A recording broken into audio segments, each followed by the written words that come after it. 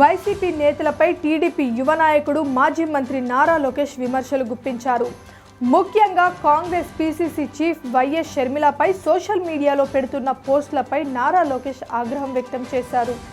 Jagan Paytm కూలీలకు 5 రూపాయలు ఇచ్చి AP Congress chief YS Sharmila పెళ్లిపై పుట్టుకపై నీతి లేకుండా విమర్శలు చేస్తున్నాడు. షర్మిల పెళ్లి పుట్టుక ఈ పేటీఎం బ్యాచ్కు ఇప్పుడే గుర్తుకు వచ్చిందా అని ధ్వజమెత్తారు. ఇదంతా వైఎస్ పేరు చెప్పుకునే జగన్కు అవమానంగా కాదా అని నిలదీశారు.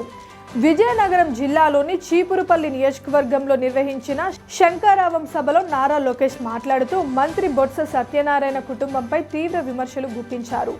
మంత్రి బొత్స పెన్నులో ఇంకో అవినీతి ఫైళ్లపై సంతకాలు చేసేందుకే సరిపోతుందని దుయ్యబట్టారు. మంత్రి బొత్స కుటుంబం అంతా విజయనగరం జిల్లాకు క్యాన్సర్ గడ్డలా తయారైందని మండిపడ్డారు. బొత్స అనే క్యాన్సర్ గడ్డకు ఓటా అనే రేడియేషన్ అవసరమని అన్నారు. నాయకులు పార్టీ మారిన కార్యకర్తలు టీడీపీలోనే కొనసాగుతారని, వారికి టీడీపీతో పేగుబంధమని వ్యాఖ్యానించారు.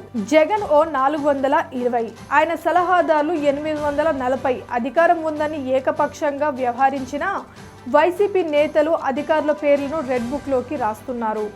జగన్ ఓ 420, ఆయన సలహాదారులు 840, అధికారం ఉందని ఏకపక్షంగా వ్యవహరించిన వైసీపీ నేతలు అధికారుల పేర్లను రెడ్ బుక్లోకి రాసుకున్న జగనే అసమర్థుడంటే ఆయన మంత్రివర్గం అంతా చెత్తగాలే అని నారా లోకేష్ నిప్పులు చెరిగారు.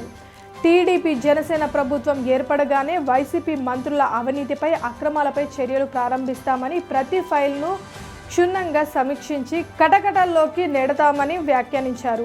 కాగా రోజుకు 3 నియోజకవర్గాల్లో పర్యటిస్తున్న నారా లోకేష్ గురువారం 2 నియోజకవర్గాలకే పరిమితమయ్యారు.